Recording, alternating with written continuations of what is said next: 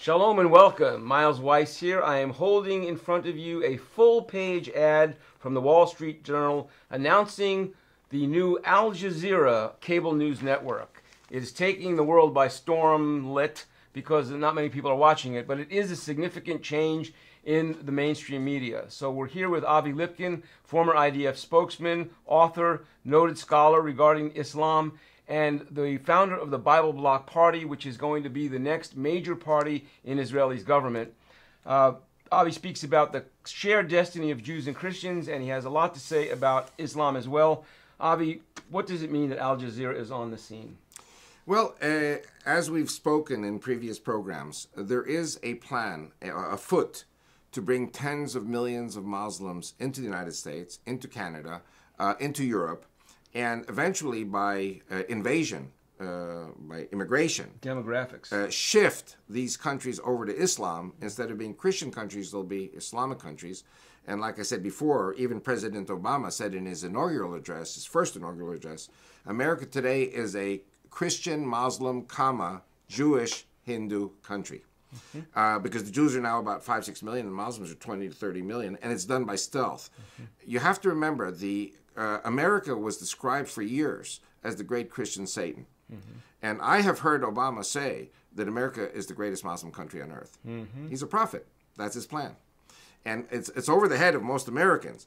But one of the ways to take over America is to, I'm not talking about 9/11 type terrorism. That's not going to work. What's going to work is the incremental, peaceful takeover of America through the use of your dollars that go to the Islamic world for their oil, and then they don't know what to do with this money, so they reinvest it back for the glorification of Allah. And their media is going to be growing. There's going to be more than Al Jazeera. They're going to have all the Arab stations here in America eventually. You know, before jihad can take place, that requires a certain strength in any nation. There is a Quranic description of the dawah, which is the cultural infiltration, the change in demographics, the growing population. I think you're referring to that we're seeing this stealth immigration, stealth taking over and shift. Absolutely.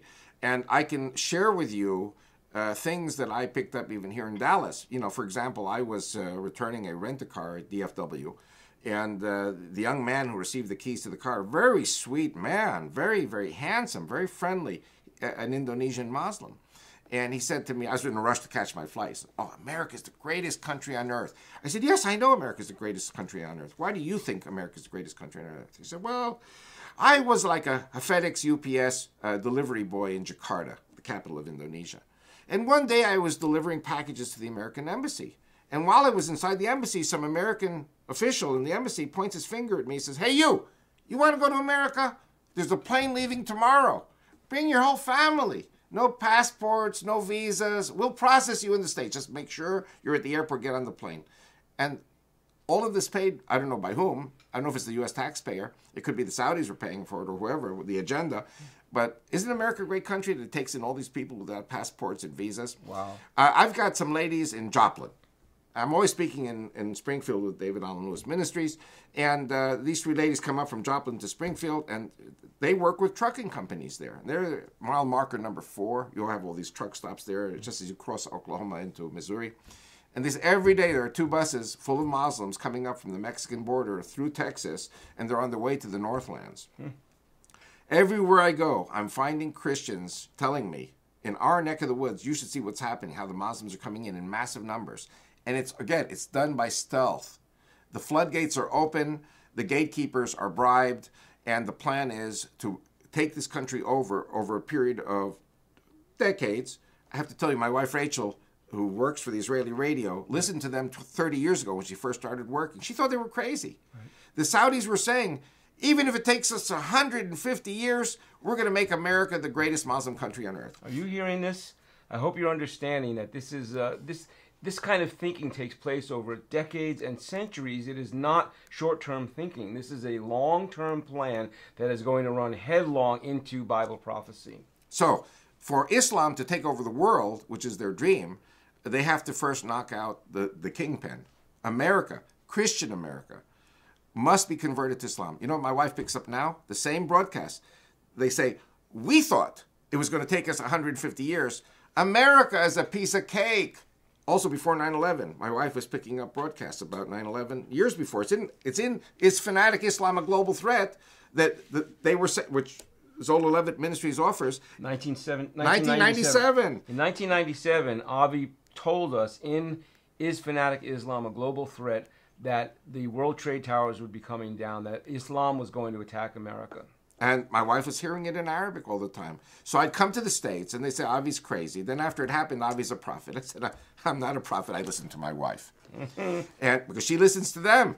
And so the same thing. So they were saying, we thought it was going to take 150 years. Guess what? It's going to take 30 years. America will be a Muslim country. And the Arab Spring will be that happening, which causes tens of millions of Muslims to flee, starving Muslims, because Islam, like Nazism, like communism, is a failed economic system. Right. Can't work. And if they kill their Christians and they destroy their own economy, they're cutting off the branch on which they're sitting. And then all of a sudden they're going to look at each other and say, hey, we're starving. Hey, let's go to America. We got a Muslim president. He's going to bring us in. Exactly. And Obama's a Muslim. You know what? Let me tell you another thing. My wife, Rachel, picked up a broadcast January 19th, 2010. Mm-hmm. This is a year before the Arab Spring. Abul Ghait, this is when Mubarak was still in power. Abul Ghait was the foreign minister, and he was on a round table forum discussion debating with he wasn't debating, the Muslim Brotherhood and the Salafists were attacking him and saying, oh, Mubarak is a traitor, he's an infidel, he's a heretic because he maintains the peace with Israel. Mm-hmm. When we Muslim Brotherhood people come to power, we're going to start a war with Israel, we're going to wipe Israel out. You know the right. story. And, so Abul Ghait is sitting there, and these guys are attacking him. And after they all finish, he says, are you guys finished? Is it my turn? Okay. Let me calm you guys down. I want to tell you something. Obama was here in Cairo in 2009. Yes. And I had a one-on-one meeting with him. Mm-hmm. And he swore to me that he's a Muslim, that his father from Kenya is a Muslim, that his stepfather, Soetoro, in Indonesia is a Muslim, that he was raised in a mosque and in a madrasa till age 11 as a Muslim. You know, remember Francis Xavier, the great Catholic, I think he was a pope actually. And he said, give me a child until 10 and I'll make him a man. Exactly. Obama was made a Muslim man until age 11 in Indonesia. It's in his book. Right. And he said, I've got Obamacare problems. It had not yet passed. I've got economic problems in the United States. When I overcome Obamacare and economic problems, I swear I will show the Muslim world what I'm going to do to Israel. And the things that my wife picks up is indeed that Obama has orders to terminate the Shiite regime in Iran. Israel will be the useful idiot to go in to attack Iran. Right. Then Israel, after that war, will be debilitated. And that's when they're going to put the screws to Israel to make them give back Judea and Samaria and Jerusalem, form a Palestinian state. So Iran must be terminated, the Iranian regime. Israel must be terminated, and America must be terminated as a Christian country. Remember that this is going back to the 1400-year-old conflict between Sunni and Shiite Islam. And tell us about our president's background and what that means regarding Sunnis and Shiites in Iran and the area. Very much indeed. There is a YouTube made, I didn't even know about it. It's called Saudi Plant, P-L-A-N-T, made by a Southern Baptist pastor in Milton, Florida. And he quotes my wife on this revelation that she received. There are 5 million hits already. And the story is that Obama is a Saudi plant, and he does what the Saudis tell him to do. And the idea is that, like I said before, the way to conquer the world is firstly terminate the Shiites, then terminate Israel, then put all your emphasis on bringing the Sunnis to live in America and make America a Muslim country, which means also the suppression of Christianity. Or maybe not necessarily the suppression of Christianity, but saying, if you're a Christian, you're a terrorist. If you're a Bible believer, you're mentally ill. Correct. And that's what the agenda is doing today here in America. And that's what we're seeing happen already with the weakness in our pulpits, with the influx into our media of anti-Bible, anti-Christian programming and mentality. We're seeing this threat against Christianity, against the reality of Bible believers right here in our land. We want to bring you more of this. We'll be back soon with another segment regarding the future and what God is going to do, because God wins. We'll be back soon.